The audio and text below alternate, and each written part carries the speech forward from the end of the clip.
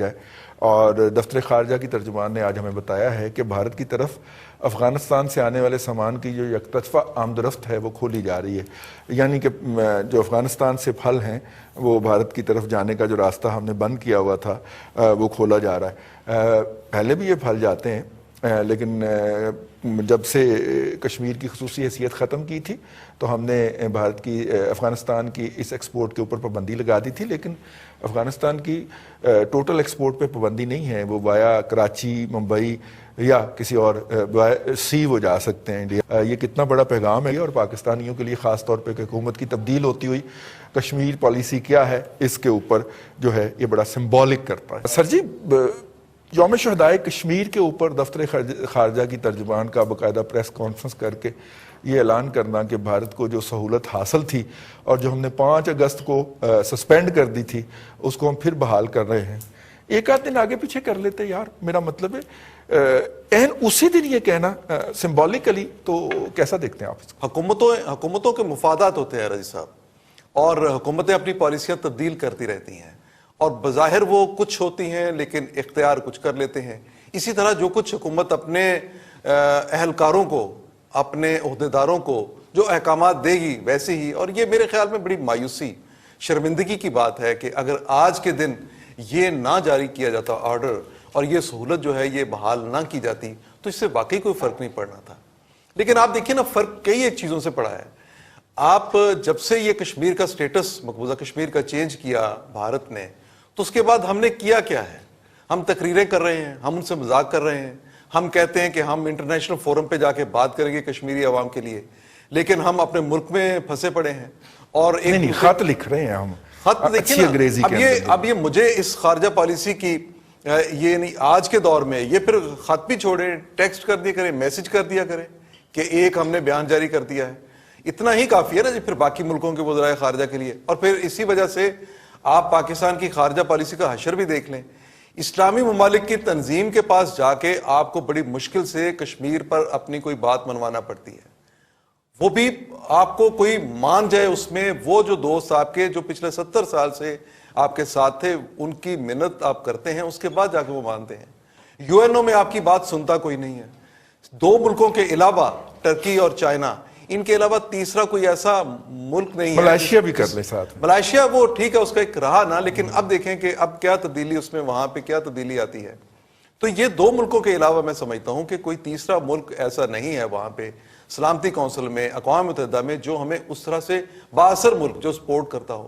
باقی چھوٹے چھوٹے ممالک ہیں، ہم بھی خانہ پوری کا کام کر رہے ہیں اور اوپر سے بھارت کے لیے اس طرح کی سہولتیں ہم دے کے. اس کا پتہ کرنا چاہیے عمران خان کو کہ یہ کس نے آج کا دن سلیکٹ کیا. یہ وزیر خارجہ صاحب کا یہ کارنامہ ہے، شاہ محمود قریشی صاحب کا، یا پھر پرائم منسٹر کے لیول پہ یہ فیصلہ ہوا؟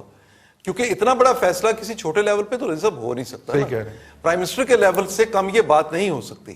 جو بھی اس کا ذمہ دار ہے، جس نے بھی یہ احکامات دیے، جس کے کہنے پہ یہ سارا کچھ ہوا، انہیں قوم کے سامنے بتانا چاہیے. لیکن یہ جو فیصلہ کیا گیا، بہرحال یہ ایک فیصلہ نہیں میں سمجھتا ہوں کہ بہت ساری ایسی چیزیں ہیں جن کے بارے میں حکومت جو ہے پاکستانی عوام کے سامنے ایک بالکل مختلف سین ہے. اس سے ہٹ کے کیا ہو رہا ہے، یہ جب کوئی وقت آئے گا، وقت گزر جائے گا تو اس کے بعد پتہ چلے گا کہ ہم نے مطلب اپنی پالیسی میں کب تبدیلی یہ لے کے آئے تھے. چوہدری ظہیر صاحب، جو ہے جب افغانستان کے اندر ہو رہی تھی رشین انٹرفیرنس تھی تو اس دور کے اندر مجھے یاد ہے کہ صرف 6 ووٹ پاکستان کے مخالف پڑا کرتے تھے جب پاکستان جو ہے اس اگریشن کے خلاف ریزولوشن لے کے جاتا تھا.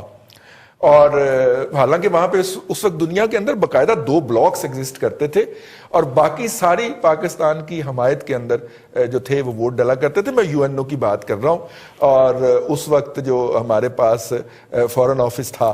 اور اب یو این او تو چھوڑیں، اب جیسے کہ بھائی نے ہماری رہنمائی کی تو اب تو ہمیں او آئی سی، جس کی بیچارے کی کوئی حیثیت ہی نہیں ہے، اس سے ایک پریس ریلیز اور ریزولوشن لینے کے لیے باقاعدہ منتیں کرنی پڑتی ہیں جا کے. اور وہ جو ہے وہ انڈیا کے وزیر خارجہ کو بلا کے اس سے سیشن پرزائڈ کرواتے ہیں. تو آئی مین ڈکلائن تو آیا ہے نا سر فورن پالیسی کے اندر؟ تھینک یو رضوان. بالکل آیا ہے جناب. یہ جو ہماری ڈپلومیسی ہے، فورن ڈپلومیسی، آج تک 2 ہی تو ہیں مین ایشو ہمارے، ایک افغان ایشو اور ایک کشمیر ایشو. فورن پالیسی کے تھرو بڑی کوشش کی کہ ہندوستان کو راضی کر لیں، لیکن ہم نہیں کر پائے. جس وقت کا آپ حوالہ دے رہے ہیں اس وقت پاکستان بہت اسٹرانگ پوزیشن میں تھا. پاکستان اس وقت امریکہ کا الائی تھا اور پاکستان کو فنڈنگز بہت زیادہ آ رہی تھی اور اس وقت پاکستان کی سنوائی ہوتی تھی. آپ یہ دیکھیں جب جنرل مشرف کا وہ جو فارمولا ناکام ہوا اور اس کے بعد جو 10 سال کا پیریڈ آیا اس کے اندر ایک مورلی ایک جنرلی ہم سپورٹ کرتے رہے. پھر بعد میں اچانک جب یہ موجودہ حکومت آئی تو اس وقت اس کو لانے کا کیا مسئلہ تھا؟ اس کو یہی تھا کہ کسی نہ کسی طریقے سے ہم کوئی کانفیڈنس بلڈنگ میسر کر کے دوبارہ جو کشمیر کا جو معاملہ ہے اس کو ریزالو کرنے کی طرف بڑھے. اور اسی کو اگر آپ مد نظر رکھیں تو آپ نے دیکھا ہوگا یہ کرتارپور اور عمران خان صاحب کا جو مودی کے ساتھ بات چیت کرنا اور ون سائیڈڈ ہم نے بڑی کوشش کی کہ ہندوستان ہمارے ٹرمز پہ آ جائے اور اچانک ہمیں یہ نہ پتا ہونا جو یہ ایبروگیشن آف آرٹیکل جو ہوا ہے 370 and 35 پہ یہ ایک بہت بڑا فیلئر تھا ہماری فورن پالیسی میں جس کو ہم ٹائملی ریئیکٹ نہ کر سکے.